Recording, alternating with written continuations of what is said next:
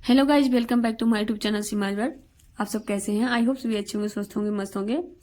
दोस्तों, मैंने एक वीडियो में ना मनीषा का एक अलग ही रूप देखा। बिल्कुल तांडव मचा के रखी थी। सच में वो ना माँ चंडिका बन गई थी और बिल्कुल दहाड़ करके शेरनी की तरह वो बोल रही थी। सच में ये सुन करके मुझे बहुत ही ज्यादा अच्छा लगा। कम से कम उसने अपने लिए स्टैंड तो लिया, बोलना तो सीखा।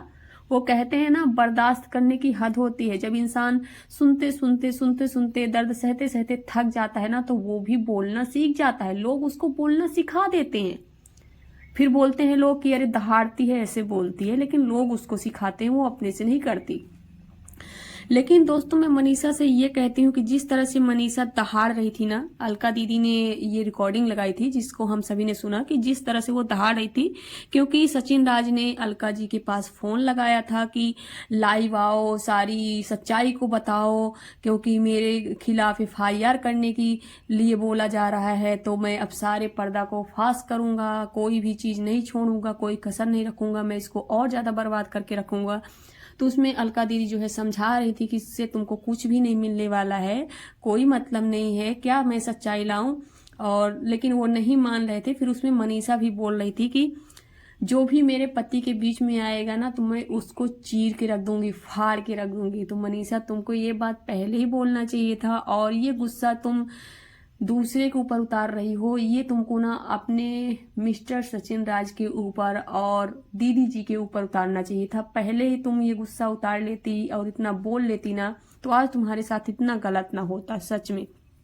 और दोस्तों, ये कहावत सच्ची बनी हुई है कि बाद में पछताने से क्या फायदा जब चिड़िया चुग गई खेत। वही हाल मनीषा का है। मनीषा ने बोला तो, लेकिन बोलने में बहुत ही ज्यादा देर कर दिया, जब चिड़िया ने सारा खेत जो है चुग लिया और जिंदगी को उजाड़ करके रख दिया।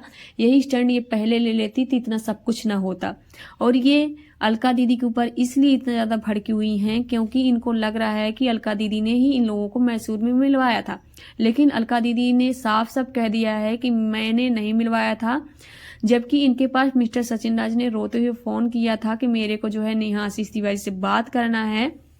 फिर उनके रोने पर, गिड़गिड़ाने पर अलका दीदी ने इन लोगों की बात कराई, और जिसमें वो मैसूर में मिलने के लिए बोल रहे थे, लेकिन नेहा आशीष तिवारी ने साफ साफ मना कर दिया और बोली मुझे तुमसे बात नहीं करनी है।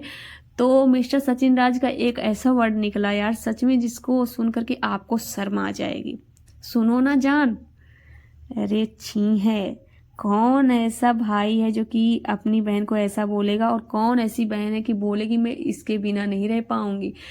दोस्तों, ये भी सच्चाई आ गई है कि नेहा आशीष तिवारी ने भी ये वर्ड बोला था कि मैं उसके बिना नहीं रह पाऊंगी, और मिस्टर सचिन राज भी बोल रहे थे कि मैं इसके बिना नहीं रह पाऊंगा, मैं मर जाऊंगा। तो जब इस तरह से बोला गया था, तो अलका दीदी ने बोला था कि क्या तुम मुझसे शादी करोगे? हाँ, मैं करूंगा शादी। तो फिर उन्होंने बोला था कि मनीषा का क्या होगा? अरे मनीषा जाए भाड़ में, ये है वो है। तो दीदी ने भी बोला था कि वो तो शादी कर लेगी। तो बोले मेरे से मतलब नहीं है, वो चाहे जो करे। तो मिस्टर सचिन राज के ये बोल थे। और जब अलका दीदी ने अभय भाई से सारी सच्चाई को बताया कि इन लोगों का ये मैटर है, तो अभय भाई ने भी दीदी जी से बोला कि शादी करा दूं, शादी करोगी? सच में यार, इन लोगों ने ना मतलब रिश्ते की धज्जियां उड़ा के रख दिया है। उस राखी तक का इन लोगों ने मान सम्मान नहीं किया यार, शर्म आती है। राखी का अपमान किया है, राखी बांधती थी ये। सोचिए यार, ऐसा कौन सा भाई बहन है यार कि इतना घटिया फीलिंग्स आएगी एक दूसरे के लिए। भाई बहन ना होते तो चलिए हम मानते हैं कि फीलिंग्स आ सकती है, लोग बोलते हैं फीलिंग्स आ जाती है, लोगों को पता नहीं चलता। बट यार, जिसको आप राखी बांध रहे हो, जिसको भाई मान रहे हो, वो जो सामने वाला है आपको बहन मान रहा है, उसके लिए इतना घटिया फीलिंग्स कैसे आ सकती है कि मैं उसके बिना नहीं रह पाऊंगा? वो कह रही है मैं उसके बिना नहीं रह पाऊंगी, मैं मर जाऊंगा। हे भगवान, छी अच्छी जान, शर्म नहीं आई। और दोस्तों, मिस्टर सचिन राज ने जो है अलका दीदी के यहाँ मिलने के लिए बोला, लेकिन अलका दीदी ने साफ साफ मना कर दिया कि नहीं बाबा, मेरे यहाँ नहीं मिल सकते हो, मैं इस पाप का भागीदार नहीं बन सकती हूँ। फिर अलका दीदी के साथ इतना ही बात हुई थी, और अलका दीदी को बाद में नहीं पता चला कि ये लोग कब गए, कब मिले। लेकिन अलका दीदी को हाँ, इन्होंने साफ साफ मना किया था कि आप ये बात किसी से नहीं कहेंगी। इनके मना करने के बाद वो किसी से कुछ नहीं बोली, क्योंकि बीच में वो पिस जाती, इसीलिए उन्होंने नहीं बताया। लेकिन सारा जो है गुस्सा मनीषा का उनके ऊपर फूट रहा है कि इनको पता था, लेकिन उनको देखिए ये नहीं पता था कि वो लोग कब गए, कब मिले। बस उनसे जो है इतनी ही बात हुई थी।